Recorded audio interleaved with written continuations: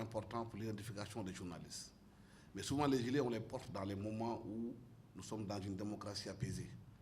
Nous sommes aujourd'hui au Sénégal dans une situation extrêmement dure, extrêmement compliquée. Les gilets peuvent être aussi des sources aussi d'agression. Parce qu'il y a des gens qui peuvent identifier les journalistes parce qu'ils ont des gilets pour aller les agresser.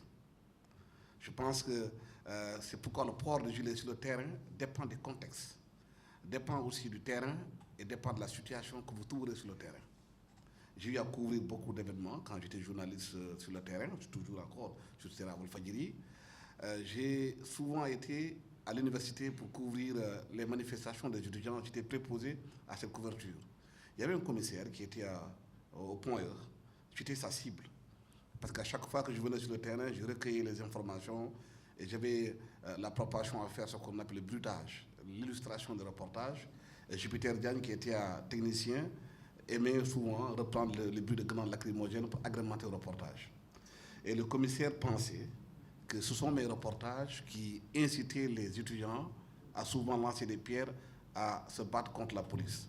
À chaque fois que j'étais sur le terrain, le commissaire me cherchait dans la foule pour me dire « Eh, vous, quittez là ».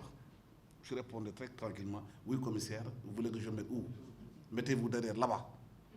Je ne contestais pas. Je quittais parce que je savais que le rapport de force n'est pas le même. Ce qui m'intéressait, moi, c'est de faire mon reportage. Avec intelligence, je quittais les lieux, de loin, je faisais mon reportage, je rentrais chez moi. L'affaire lui a tellement créé des problèmes, le commissaire, qu'un jour, il est venu prendre mon enregistreur. Mais quand je l'ai vu venir, parce que l'enregistreur qu'on avait avant, c'était avec des disquettes, et quand j'ai vu le commissaire de la place, j'ai enlevé la disquette, où j'avais enregistré mes reportages, j'ai mis ça dans ma poche, j'ai mis une autre disquette. Il est parti en pensant avoir pris mon reportage. Quand je suis rentré, j'ai fait mon reportage, et si le ministre est parti au commissariat à récupérer le magnétophone en dénonçant le comportement du commissaire. Donc je pense que quand vous êtes dans des lieux d'opération, comme les manifestations, il faut toujours éviter en tant que journaliste de se mettre au milieu des deux parties. Vous devenez la cible.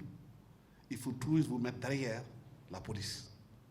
Quand elle est devant, vous êtes derrière la police, ça vous permet d'avoir une vue beaucoup plus grande de la manifestation, de recueillir vos reportages, d'éviter que le grenade lacrymogène vous empêche de travailler. Vous ne pouvez pas vous mettre entre les deux parties. Ceux qui lancent les pierres et ceux qui lancent le grenade lacrymogène. C'est des tactiques qu'il faut avoir sur le terrain. Comme je vous ai dit encore, le gilet que vous portez, ça dépendra de la situation sur le terrain.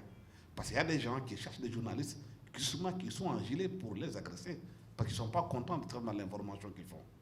Donc le gilet, je suis d'accord, il faut le mettre, mais ça dépendra de la situation sur le terrain et aussi des informations que vous pouvez glaner sur le terrain.